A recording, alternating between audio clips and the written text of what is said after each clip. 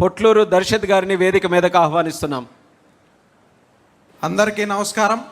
2014లో విభజన జరిగినటువంటి రాష్ట్రంలో ఉద్యోగాలు పరిశ్రమలు లేక ఆనాడు ఆంధ్రప్రదేశ్ అంధకార ప్రదేశ్గా మారితే ఆనాడు మనకు కనిపించినటువంటి ఏకైక ఆశాదీపం బ్రాండ్ సిబిఎన్. ఆనాడు యువత సామర్థ్యాన్ని నమ్మిన ఏకైక నాయకుడు నారా చంద్రబాబు నాయుడు గారు.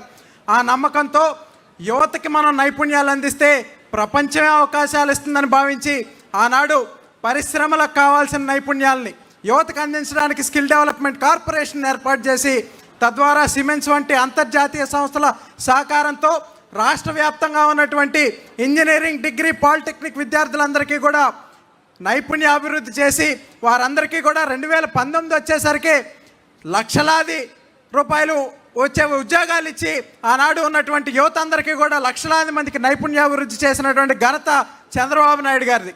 మరి ఆనాడు మనం చూసుకున్నట్లయితే విభజనతో నలిగిపోయినటువంటి రాష్ట్రానికి మరి ఒక నైపుణ్య విప్లవం ద్వారా కొత్త ఊపిరులుది ఇండియా స్కిల్ రిపోర్ట్లో సైతం ఆంధ్రప్రదేశ్ని అగ్రభాగాన్ని నిలిపిన నాయకుడు మన నాయకుడు నారా చంద్రబాబు నాయుడు గారు.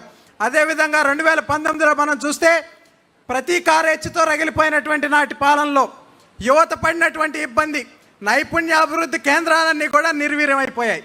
ఆ తర్వాత 30 లక్షల మంది నిరుద్యోగ యువతకి ఆంధ్రప్రదేశ్ రాష్ట్రంలో ఉద్యోగాలు కల్పించాలని 2019కి ముందే చంద్రబాబు నాయుడు గారు ప్రణాళికలు వేస్తే జగన్మోహన్ రెడ్డి అధికారంలోకి వచ్చిన తర్వాత వాటన్నిటిని కూడా తుంగలోకి తొక్కి అందరి కళని కూడా చిత్రం చేసినటువంటి ఆ ఘనత జగన్మోహన్ రెడ్డికే దక్కుతోంది.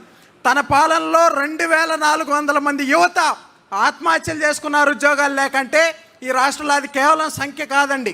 2400 మంది తల్లుల కడుపు కోత, 2400 కళ్ళకు జరిగిన అంత్యక్రియలని ఈ సందర్భంగా నేను తెలియజేస్తా ఉన్నా. అదేవిధంగా కక్ష రాజకీయాల్లో భాగంగా అక్రమ స్కిల్ కేసులో మన నాయకుడిని 53 రోజుల పాటు అరెస్ట్ చేసి జైల్లో పెట్టగలిగారు. కానీ ఆయన విజన్ని, ఆయన పట్టుదలని, ఆయనకున్నటువంటి ఆలోచనల్ని మాత్రం జగన్మోహన్ రెడ్డి నిర్బంధించలేకపోయాడు అన్నాడు. అయితే ఇదే సందర్భంలో రాష్ట్ర వ్యాప్తంగా ఉన్నటువంటి మనందరం ఏ విధంగా అయితే కదిలి నిరసన కార్యక్రమాలు చేపట్టామో, మరి 1 కాదు, 2 కాదు, 3 కాదు, 79 దేశాల్లో ఉన్నటువంటి యువత అందరూ కూడా ఆయన విజన్ వల్ల లబ్ధి పొందిన వారందరూ కూడా బయటకు వచ్చి నిరసన కార్యక్రమాల ద్వారా మరి తమ అభిమానాన్ని చాటుకున్నారు. దానికి మనందరం కూడా ప్రత్యక్ష సాక్షులమయ్యాం. వీటన్నిటితో ఆనాడు రాష్ట్రంలో ఉన్నటువంటి యువత ఈ కక్ష రాజకీయాలు మాకొద్దని విసిగిపోయి ఒక స్పష్టమైన తీర్పుని 2024 ఎన్నికల్లో ఇచ్చారు. మాకు రివెంజ్ పాలిటిక్స్ కాదు, రిజల్ట్స్ ముఖ్యం అన్నారు. మాకు కేసులు కాదు, కెరీర్ కావాలనుకున్నారు. కాబట్టి 2024 ఎన్నికల్లో రాష్ట్ర రాజకీయాల్లో ఒక సువర్ణాధ్యాయానికి తెరదీస్తూ మన కూటమి ప్రభుత్వాన్ని అధికారంలోకి తేవడంలో యువత కీలక భూమిక పోషించింది. మరి ఆ సందర్భంలో అప్పటిదాకా ఉన్నటువంటి ప్రభుత్వాలన్నీ కూడా మరి కులాలు, ఓట్లు, సీట్లు లెక్క పెట్టుకుంటూ ఉంటే ఆనాడు మన రాష్ట్రంలో ఉన్నటువంటి కూటమి ప్రభుత్వం యువతకున్న టాలెంట్, స్కిల్ అండ్ పొటెన్షియల్ లెక్కబెట్టింది. అదే ముఖ్యమంత్రిగా చంద్రబాబు నాయుడు గారు తీసుకున్న మొట్టమొదటి నిర్ణయం స్కిల్ సెన్సెస్. ఈ స్కిల్ సెన్సెస్ ద్వారా తీసుకున్నటువంటి నిర్ణయాన్ని మరి నైపుణ్య గణన చేసి నైపుణ్య పోర్టల్ ద్వారా వీటన్నిటిని కూడా పరిశ్రమలకు అందించినటువంటి ఒక చక్కటి కార్యక్రమాన్ని తీసుకోవటం. అదేవిధంగా రాబోయే రోజుల్లో స్కిల్ యూనివర్సిటీ ద్వారా రాష్ట్రంలో ఉన్న యువత అందరికీ కూడా నైపుణ్యాభివృద్ధి చేసి మరి వాళ్ళందరూ కూడా జాబ్ సీకర్స్ కాదు, జాబ్ క్రియేటర్స్గా చేయాలనుకున్న లక్ష్యం మన నాయకుడు నారా చంద్రబాబు నాయుడు గారు. దాన్ని ఈ సందర్భంగా తెలియజేసుకుంటూ అదేవిధంగా మనం చూసుకున్నట్లయితే మరి ఈ స్కిల్ సెన్సెస్తో మొదలైనటువంటి ప్రయాణం స్కిల్ ఆంధ్రాగా మారాలి.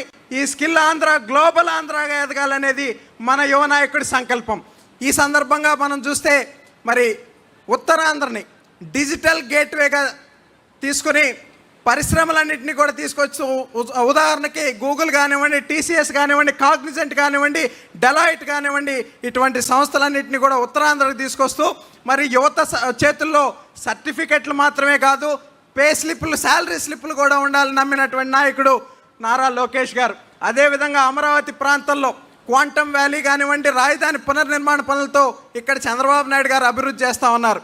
మరి గతంలో జగన్మోహన్ రెడ్డి రాయలసీమను ఒక ఫ్యాక్షన్ సీమగా, రాళ్ల సీమగా చూపిస్తే మన నాయకుడు లోకేష్ గారు ఆ ప్రాంతానికి రాయల్ ఎన్ఫీల్డ్ని, డిఫెన్స్ యుద్ధ విమానాల తయారీ కేంద్రాన్ని తీసుకొచ్చి రాయలసీమ అంటే రాయల్ సీమ, రక్షణ సీమ అని చెప్పినటువంటి నాయకుడు మన నాయకుడు లోకేష్ గారు. అదేవిధంగా 10వ తరగతి ఫలితాలప్పుడు కూడా మనం చూసాం. తన తండ్రి ఫోటో వేసుకునే అవకాశం ఉన్నా, తన ఫోటోతో ప్రచారం చేసుకునే అధికారం ఉన్నా, ఆ పేపర్ నిండా కూడా మట్టిలో మాణిక్యాలైన విద్యార్థుల చిరునవ్వులే ఉండాలనుకున్న లోకేష్ గారి మనస్తత్వానికి మరి ఆనాడు 5 పైసలు పని చేయకుండా 500 రూపాయల ప్రచారార్పాటం చేసుకున్న జగన్మోహన్ రెడ్డి మనస్తత్వానికి ఆనాడు ప్రత్యక్ష ఉదాహరణ చూసాం.